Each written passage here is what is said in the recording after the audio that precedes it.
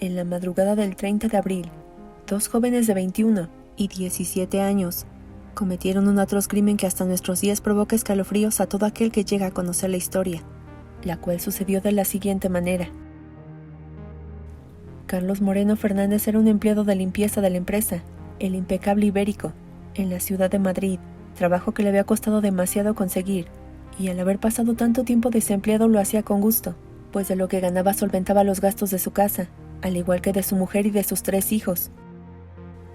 Su jornada laboral no era hasta altas horas de la noche, pero el hombre sostenía un amorío fuera del matrimonio con una mujer de mediana edad, que al igual que él, también tenía 3 hijos, así que ese día volvió de verla, y al notar que faltaba poco tiempo para amanecer salió de casa de su amante, para dirigirse a la calle Bacares del barrio Manoteras, donde tomaría un taxi.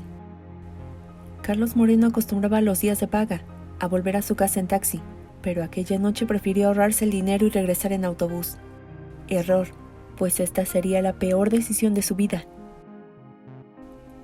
El español de 52 años, mientras esperaba en la parada del autobús, se sentó y fumó un cigarrillo, y sin notarlo 2 jóvenes de quienes más adelante se conocerían sus nombres, lo miraban muy insistentes, ya que estaban a punto de comenzar un juego perverso que había sido planeado por uno de ellos.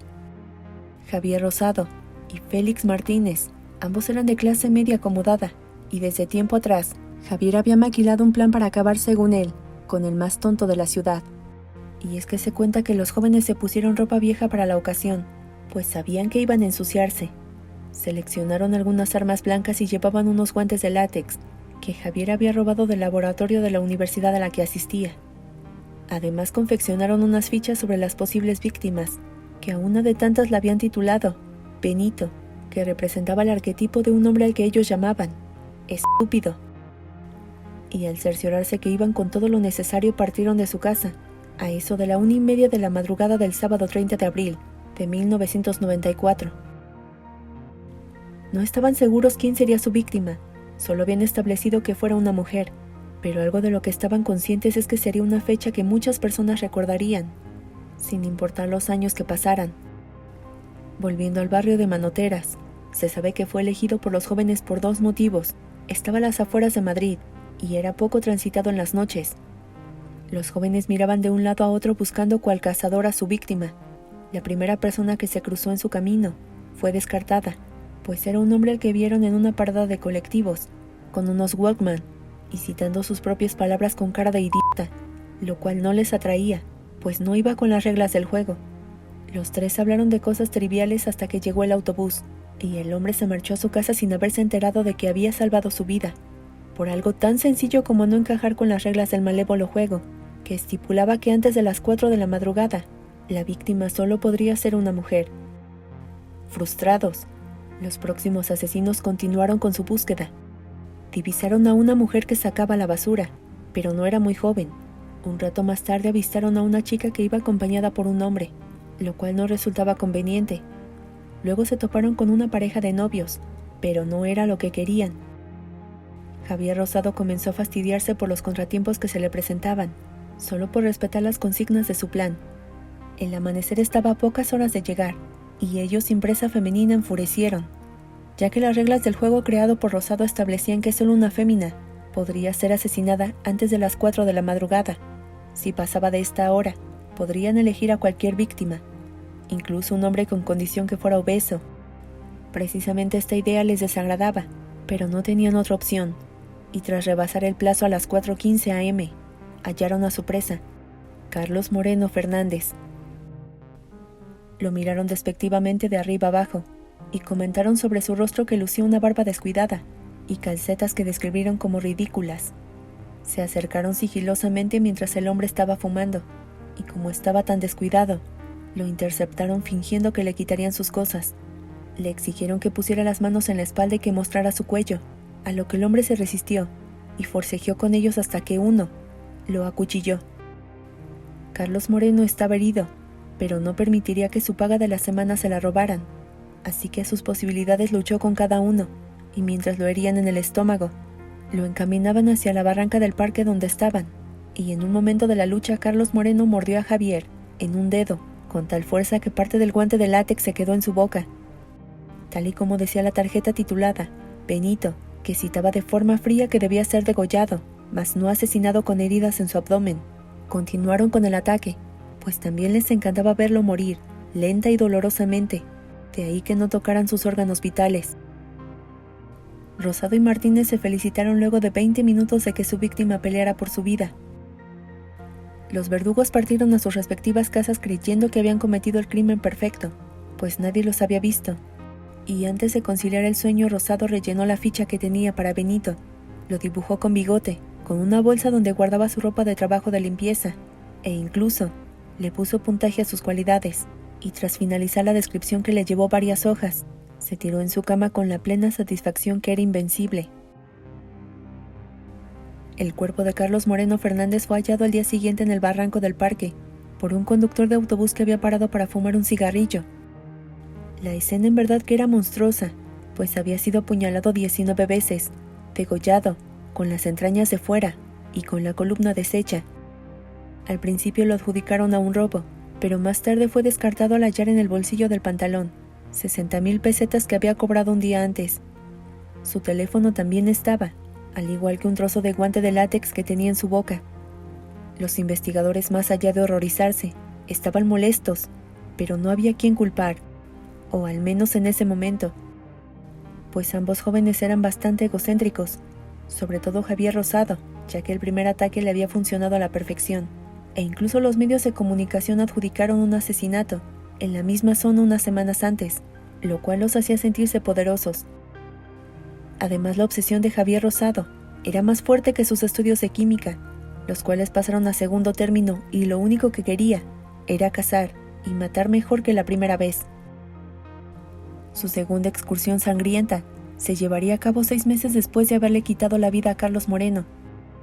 Pero por suerte no sucedió, porque la vanidad que sentía Martínez fue la causante para que dieran con ellos, ya que alardeó frente a sus amigos Jacobo, Javier y Enrique de 17 años sobre lo que habían hecho, insinuándoles que podría involucrarlos en el siguiente asesinato. Confiaba tanto en ellos que jamás se imaginó que terminarían por delatarlo. Uno de ellos fue Enrique, que se asustó demasiado y terminó confesando lo que había escuchado de Félix a un sacerdote del barrio. Y no solo eso, sino que también dio el nombre de la víctima y de los causantes.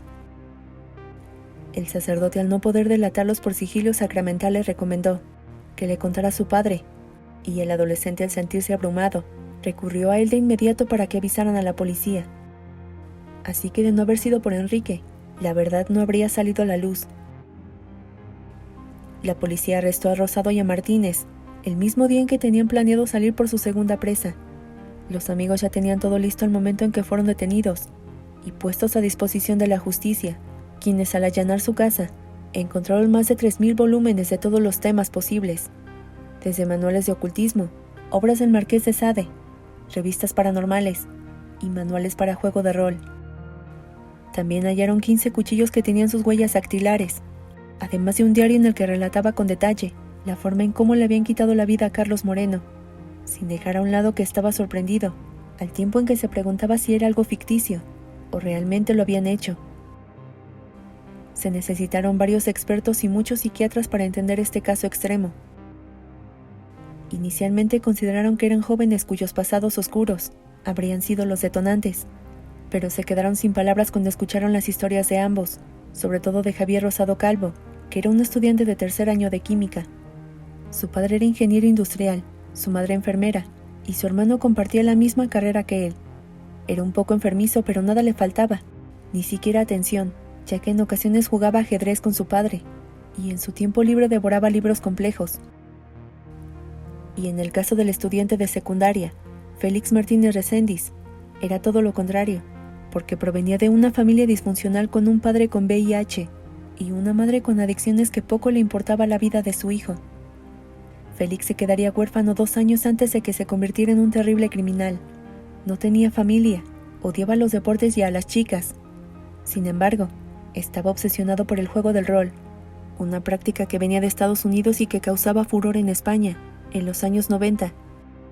Así que, al estar tan vulnerable, fue el blanco perfecto para alguien con tanta seguridad como la que tenía Rosado, por lo que al verlo en una cancha de fútbol del barrio Chamantín, donde ambos vivían, con su 1,90 de altura, con grandes ojos azules y con la facilidad de palabra que poseía. Supo que tenía que seguirlo si quería ser como él. Tenían algunas cosas en común, principalmente las novelas del famoso escritor de terror y ciencia ficción, Howard Phillips Lovecraft, y desde ese momento se hicieron inseparables.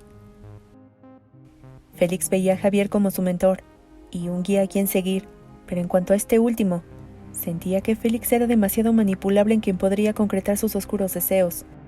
Y vaya que consiguió su cometido, pues Félix le explicó las reglas a Javier del juego del rol, y una vez que lo entendió le dijo que haría un juego más creativo. Claro, bajo sus propias reglas. Creó entonces razas, un juego donde la humanidad se dividía en 39 razas, o arquetipos que él había inventado. En este juego debían impedir la llegada a puerto, procedente de un barco enemigo, destruir una ciudad, o matar a una mujer imaginaria que traiciona a su raza. Pero luego de un tiempo se les hizo aburrido, y para hacerlo más dinámico Javier le sugirió a Félix hacerlo realidad, y salir a matar. Desde ese momento Javier comenzaría a escribir en su diario su sentir, y los nombres de las calles que habían a su alrededor, en caso de que alguien los descubriera y tuvieran que escapar. Además citaba que sería agradable quitarle la vida a una mujer, a un niño o a un anciano, pues eran más sencillos de capturar. Y relató la forma en cómo habían asesinado a Carlos Moreno, insistiendo que no lo habrían apuñalado tanto, de no ser que puso mucha resistencia. Desde que fueron detenidos los jóvenes, la discusión en la opinión pública se dividió sobre el juego del rol, indicando que estos juegos pasaron a ser los culpables de todo, ya que aseguraron que les provocaron una necropsis fulminante en los tejidos de la cabeza y del corazón. Además aseguraron que eran psicópatas no medicados. El caso quedó bautizado como el crimen del juego del rol, que había provocado patologías criminales. Sin embargo, Javier Rosado dijo que el juego no tenía nada que ver y que el causante era el inventado por él, ya que era un juego con más estrategia, algo que molestó a los familiares de la víctima, pues no podían con tanto descaro.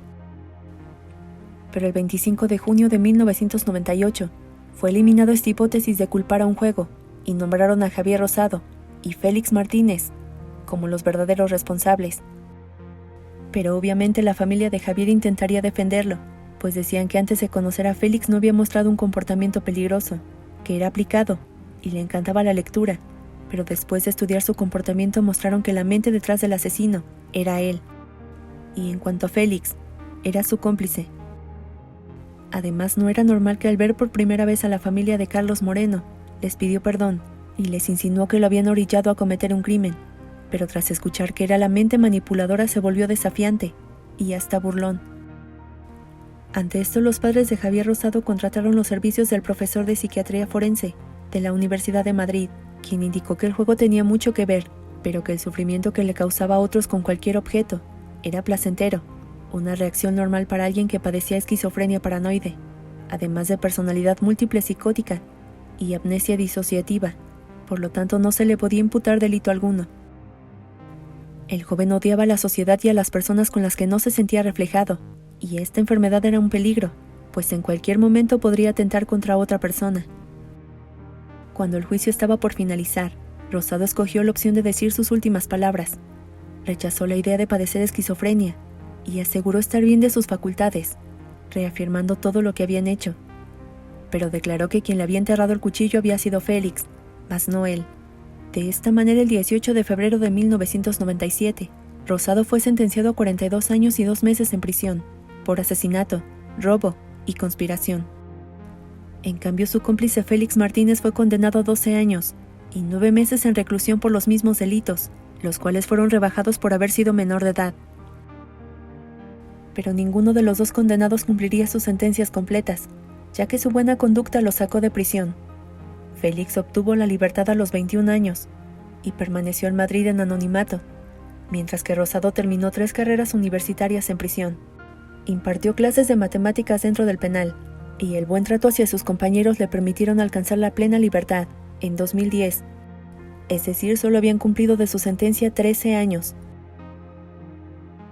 Hoy tiene 49 y está desaparecido de la vida pública.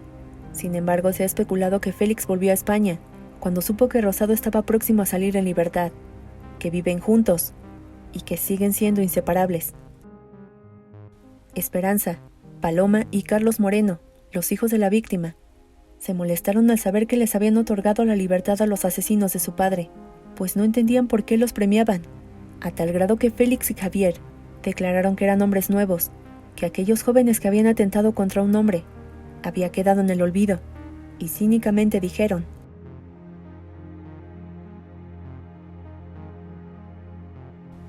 si te gustó el video, por favor regálame un like y compártelo con tu familia y amigos, me ayudarías mucho. Yo soy Laura y ya sabes que te espero en el próximo video con una historia nueva, que seguramente será aún más estremecedora. Hasta la próxima.